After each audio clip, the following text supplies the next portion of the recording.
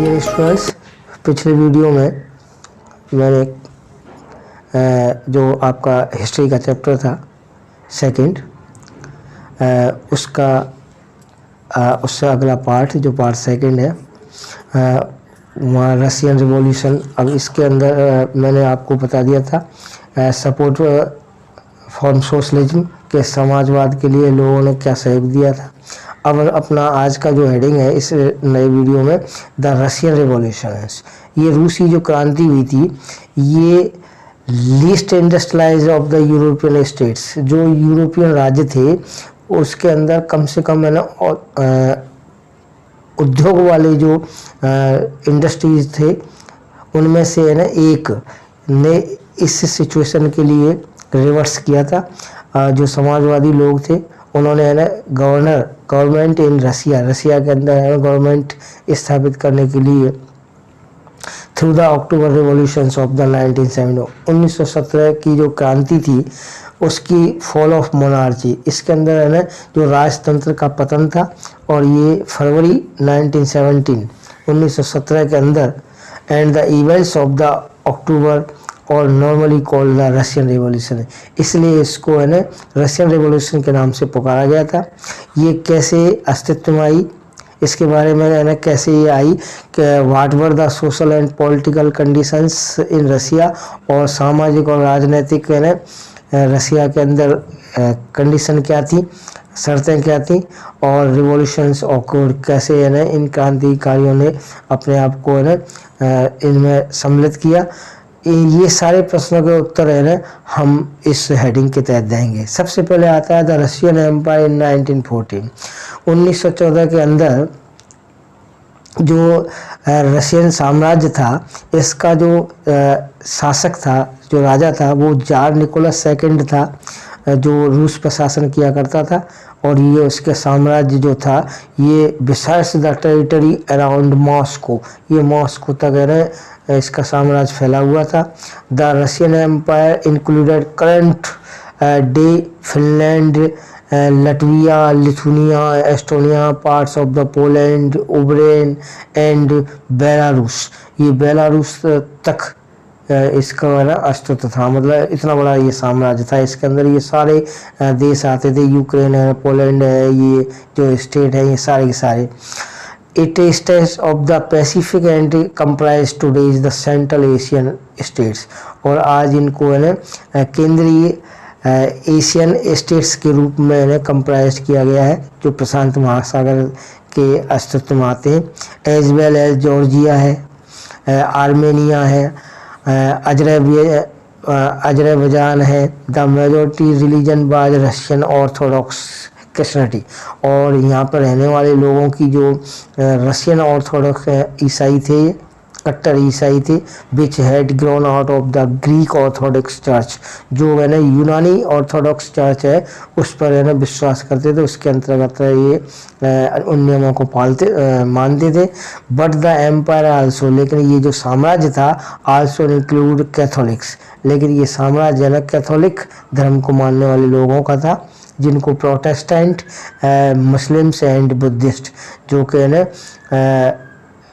Muslims और Buddhist को है ये इसमें इंक्लूड थे, सम्मिलित थे।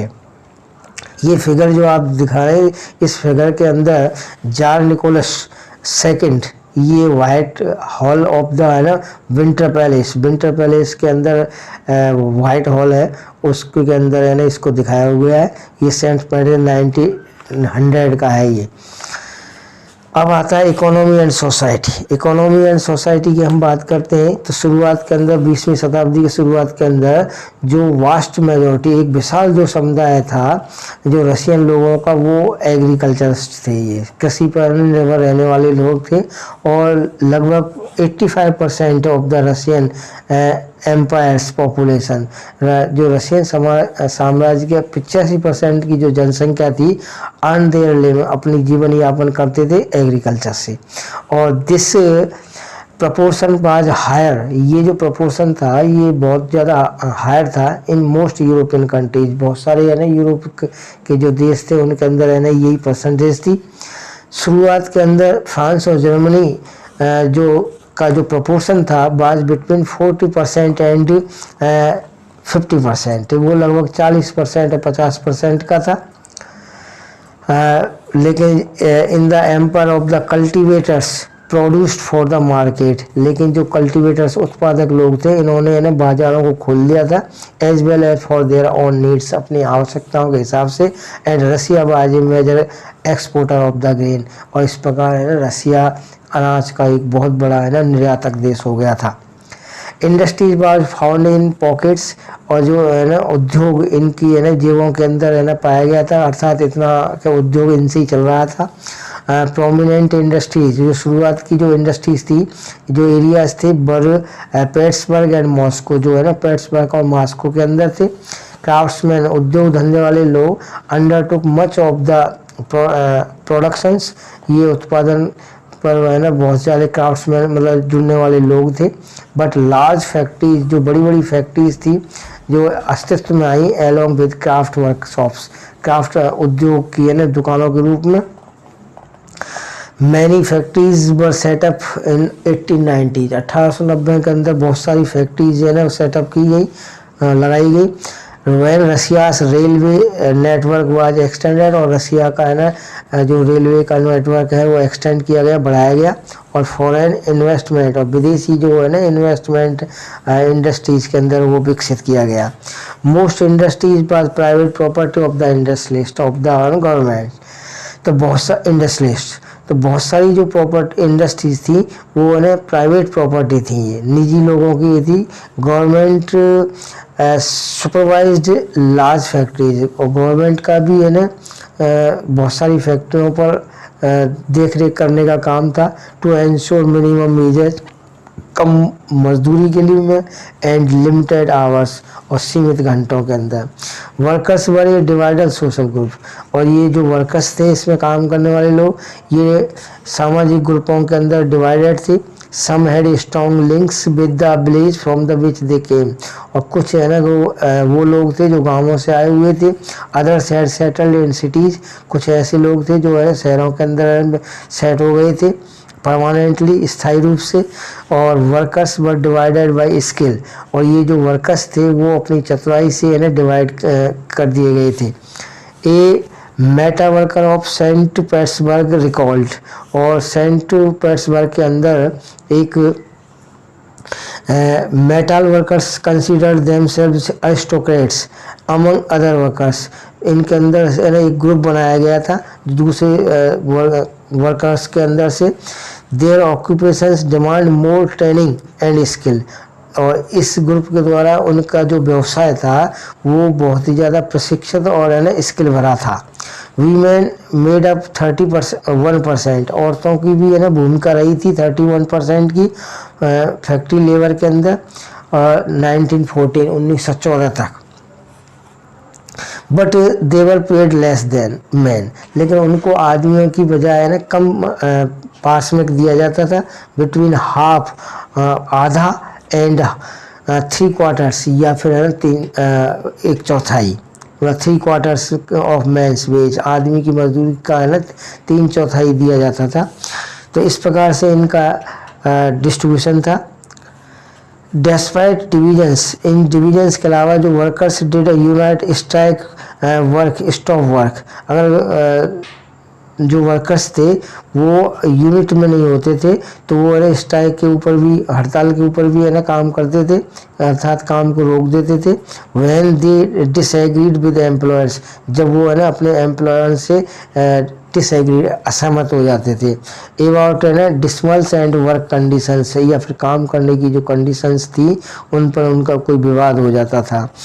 These strikes took place frequently, इस प्रकार से ये स्ट्राइक्स है ना बार बार हुआ करती थी।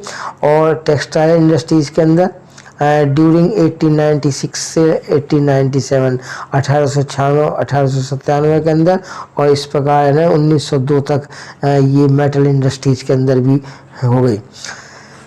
कंट्री साइड, देहात के लोग, पीजेंट्स किसान जो थे, cultivated most of the land, वो है ना ज़मीन का काफ़ी हिस्सा कल्टिवेटेड करते थे, मतलब काम में लेते थे अपनी फसलों के लिए। But the nobility, the crown and the Orthodox church, लेकिन जो ऑर्थोडॉक्स चर्च थे और जो क्राउन था, सरकारी जो तंत्र था, ऑन लार्ज प्रॉपर्टीज, इनके पास बहुत सारी प्रॉपर्टीज हुआ करती थी। Like workers, peasants too were divide, इस प्रकार इन्होंने है ना वर्कर्स और काम करने वाले लोगों को, किसानों को डिवाइड कर दिया गया था।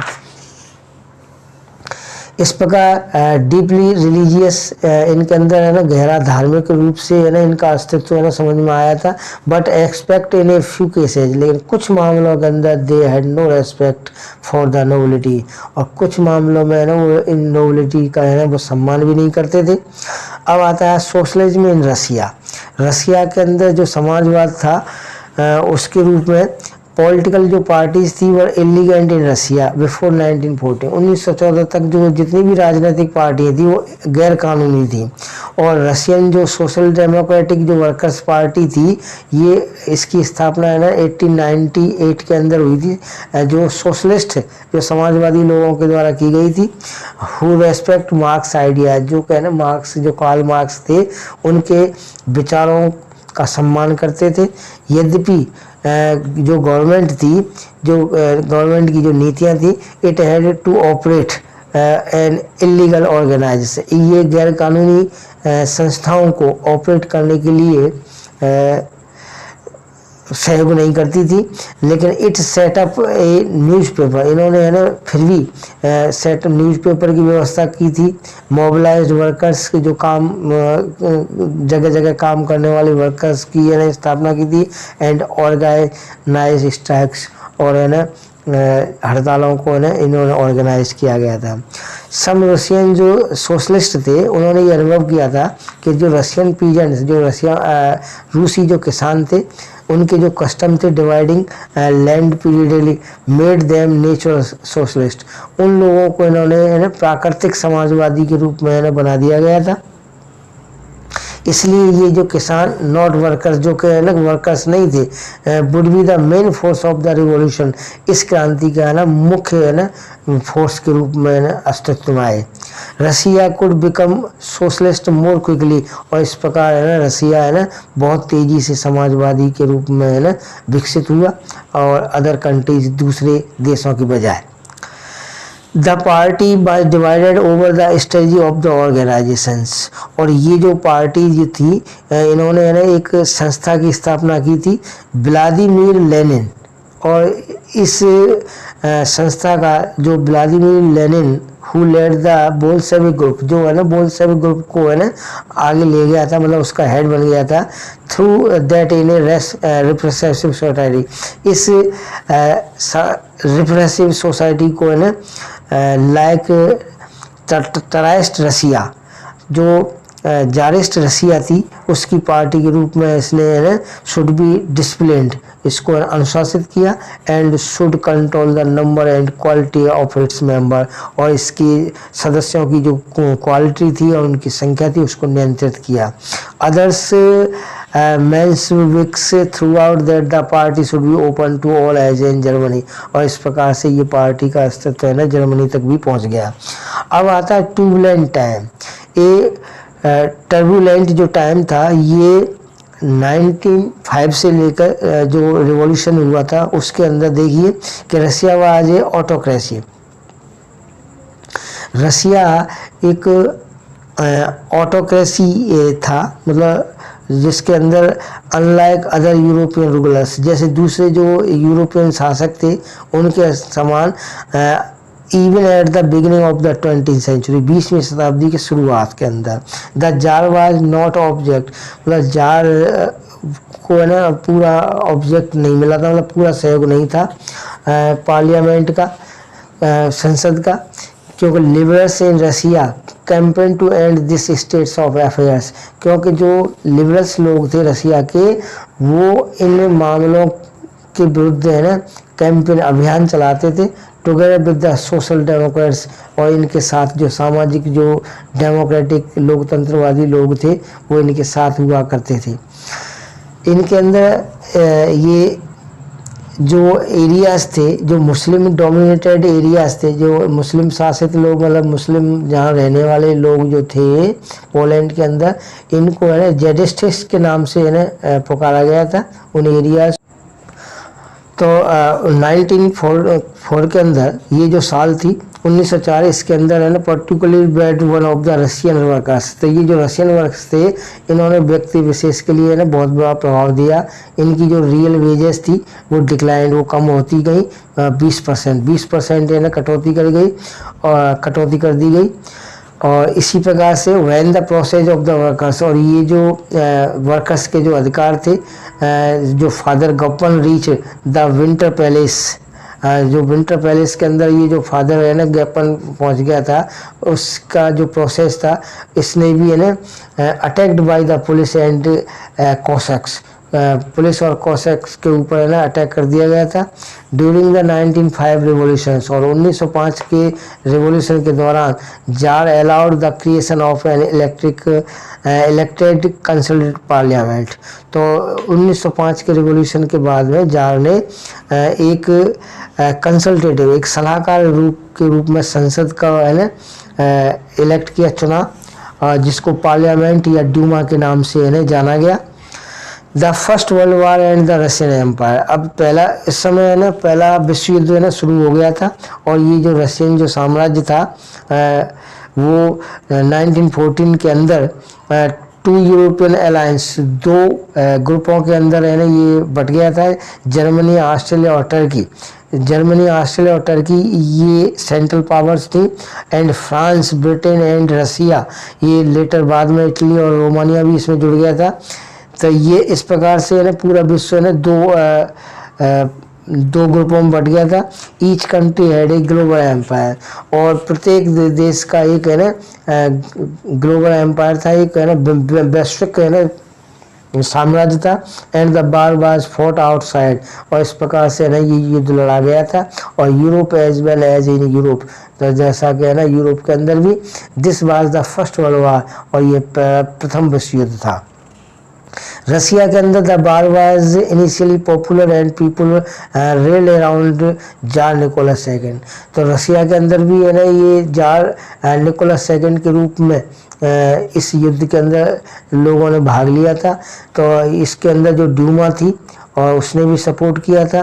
First world war on the eastern front, और है ना ईस्टर्न फ्रंट पर ये जो प्रथम विश्व युद्ध लड़ा गया differ from then on the western front, और वेस्टर्न फ्रंट पर है ना ये डिफर था, मतलब जो ईस्टर्न फ्रंट पर था उसकी बजाय ये है ना वेस्टर्न फ्रंट पर है ना अलग अलग था। और west armies fought from trenches stretch along eastern France, और ये पूर्वी फ्रांस तक है ना ये आगे बढ़ गया। 1914 और 1916 के बीच में जर्मनी और ऑस्ट्रेलिया के अंदर जो उसकी जो सेना थी वो रूस इन दोनों सेनाओं ने रूस की सेनाओं को है ना बुरी तरह से है ना परास्त किया था। और there were over 7 million casualties by 1917, और 1917 तक है ना लगभग 7 मिलियन कैजुअलिटी है ना लोग 7 लाख लोग है ना मारे गए थे। The destruction of the crops, फसलों का है ना नष्ट हो गया। बिल्डिंग्स लेडेड, इमारतों को नष्ट कर दिया गया था। Over 3 million refugees in Russia, और इस प्रकार रसिया के अंदर 3 लाख रिफ्यूज शरणार्थी लोग है ना आकर के बस गए थे। ये सिचुएशन, ये जो स्थिति थी, इसने है ना डिक्लाइन, इसने है ना बहुत ज़्यादा है ना लोगों को डिसक्रेडिट कर दिया। द गवर्नमेंट, सरकार को परेशान कर दिया, एंड जार, और जार को परेशान कर दिया। Soldiers did not wish to fight such a war, क्योंकि ना सिपाही ऐसा युद्ध नहीं लड़ना चाहते थे। और ये जो वार था had a severe impact of the industries, इस युद्ध ने ना बहुत सारी है ना इंडस्ट्रीज को भी प्रभावित किया था। और जो रसिया के ऑन इंडस्ट्रीज थी, जो स्वयं की इंडस्ट्रीज थी, बट फ्यू इन नंबर, जो है ना कुछ संख्या में है ना रह गई थी। And the country was cut off from other suppliers, और इस प्रकार से देश है ना दूसरी है ना सप्लायर्स जो थे industrial goods for Germans control of the Baltic sea, जो बाल्टिक सी के रास्ते से जो जर्मन के नियंत्रण में थे, उससे भी है ना ये सप्लायर से है ना ये देश कट गया था। बस ये आपका चैप्टर यहाँ तक दिया।